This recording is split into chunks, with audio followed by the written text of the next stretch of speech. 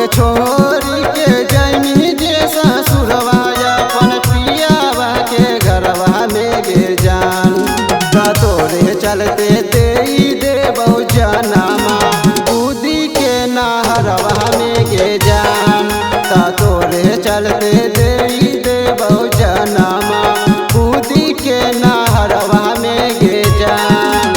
छोरी के जैनी जे ससुरवा अपन पियावा के घरवा में गे जान अगे छोरी के जैनी जे ससुरवा अपन पियावा के घरवा में गे जान। अरे तोरे चलते डाल ले फसरिया रसरिया से अपना गलवा में गे जान। अरे तोरे चलते डाल ले फसरिया रसरिया से अपना गलवा में गे जान। Music by Amit Gupta.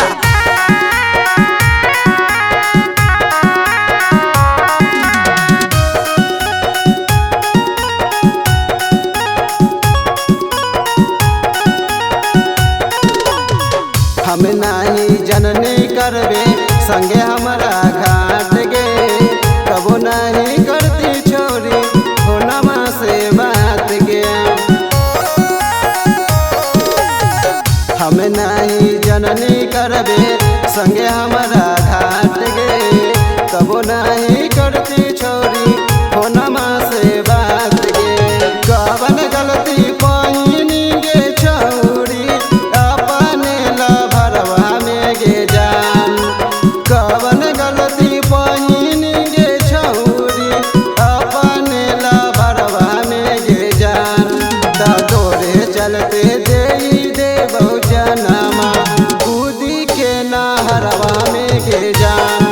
ता तोरे चलते दे बहु जनमा कूदी के नहरवा में गे जान। Music by Amit Gupta.